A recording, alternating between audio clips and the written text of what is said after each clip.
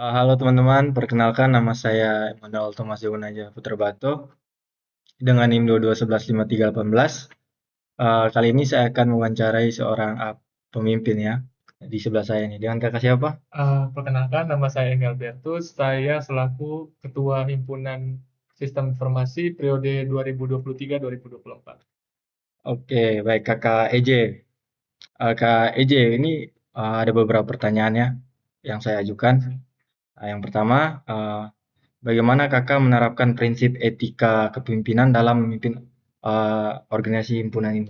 Jadi di dalam himpunan sendiri itu memang kita di sana diatur dalam beberapa panduan ya. Terus kemudian di sana juga ada beberapa aturan yang memang sudah kita sepakati bersama gitu. Jadi bagaimana kita membentuk etika kita itu ya dari beberapa aturan tersebut. Seperti itu.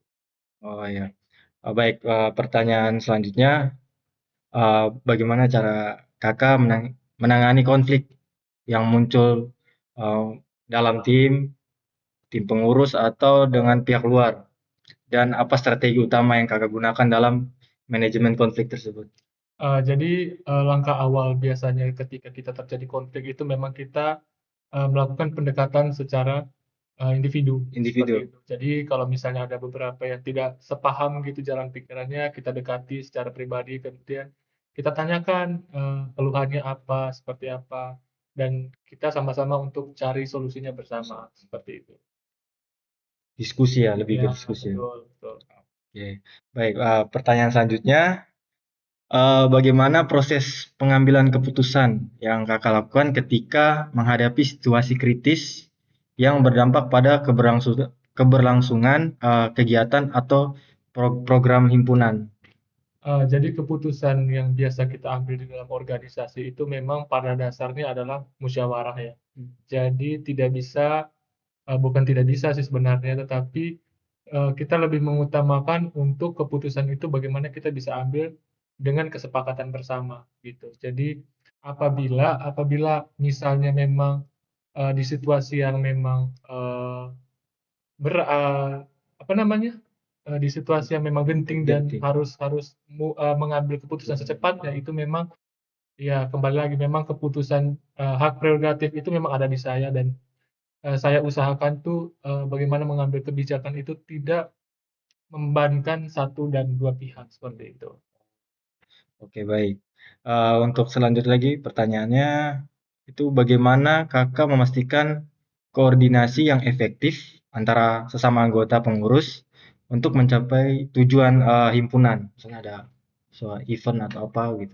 Jadi di dalam organisasi itu memang, kita terbagi atas beberapa divisi ya. Ya. Jadi dan setiap divisi itu memang, punya program kerjanya Masih. masing-masing. Jadi bagaimana mengkoordinasi sebuah kegiatan misalnya itu memang, biasanya dari divisi terkait memang, kegiatan ini diselenggarakan oleh divisi terkait, nanti yang akan mengkoordinasi atau yang memang bertanggung jawab itu divisi tersebut. Nah kita peran peran divisi lain termasuk saya juga yang mengikuti arahan dari teman-teman tersebut, seperti itu.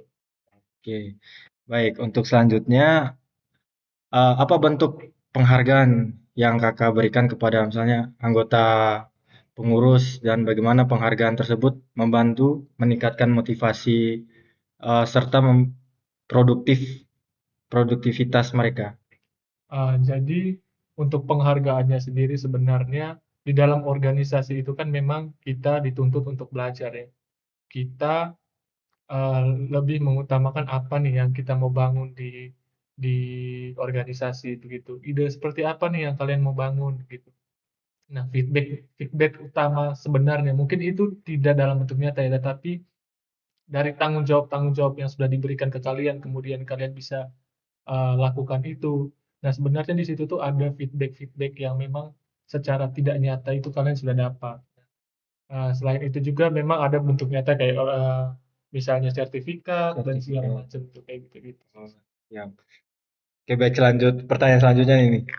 Apa bentuk laporan pertanggungjawaban yang Anda Kakak gunakan untuk memantau dan melaporkan kinerja pengurus secara berkala kepada anggota atau pihak fakultas? Kalau untuk di dalam organisasi sendiri itu biasanya kita setiap akhir bulan itu ada evaluasi. Jadi kita setiap hari ya setiap bulan itu memantau bagaimana perkembangan dari kegiatan mereka gitu. Apa yang sudah mereka lakukan, capaian-capaian apa yang sudah mereka eh, lakukan seperti itu untuk di pihak kampusnya sendiri. Jadi setiap akhir periode itu kita punya namanya RAK. Jadi di RAK Oke. itu singkatan dari rapat akhir kepengurusan. Jadi di situ kita seperti sidang. Jadi kita mempertanggungjawabkan apa yang sudah kita kinerja kita selama satu periode Satu seperti itu. periode. Ya. Itu kalau satu periode itu berapa, Mas? Itu 1 tahun. Satu tahun. 1 tahun. Oh. Gitu. Terus pertanyaan selanjutnya tuh, bagaimana cara kakak menangani kesalahan atau pelanggaran yang terjadi dalam organisasi? Dan apa dampak pemberian sanksi terhadap semangat kerja tim? Eh, ya, jadi di dalam organisasi itu sendiri kalau sanksi ya, kalau sanksi Hmm. konteksnya adalah misalnya kegiatan, memang kita setiap hari itu seperti yang saya bilang barusan bahwa di dalam organisasi itu ada evaluasi. Hmm. Jadi di sana itu ya di situ kita mengeval diri kita gitu untuk bagaimana kita tuh bisa memperbaiki diri ke depannya seperti apa. Kalau sanksi-sanksi lain itu ya mungkin seperti ada memang tanggung jawab pribadi yang memang tidak dilaksanakan. Itu memang kita ada sanksi tertentu. Itu biasanya di organisasi itu eh, punya sanksinya tersendiri. Ada yang bentuknya seperti denda, uang dan segala macam kayak gitu sih. Oke, selanjutnya, eh, bagaimana kakak menciptakan visi dan misi himpunan yang mampu menginspirasi anggota atau bekerja sama mencapai tujuan organisasi?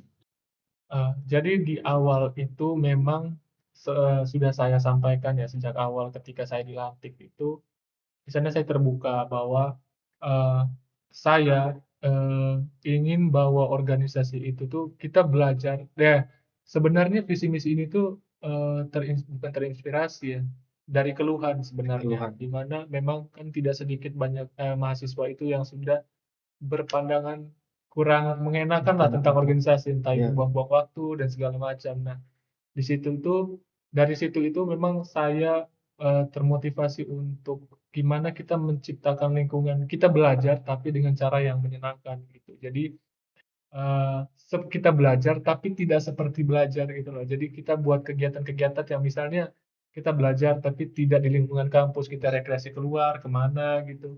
Biar mereka itu tidak jenuh dengan lingkungan Lingkungan. belajar yang gitu-gitu aja, Oh, seperti itu. tidak monoton ya. Iya, betul. Selanjutnya, pertanyaan selanjutnya, Kak IJ.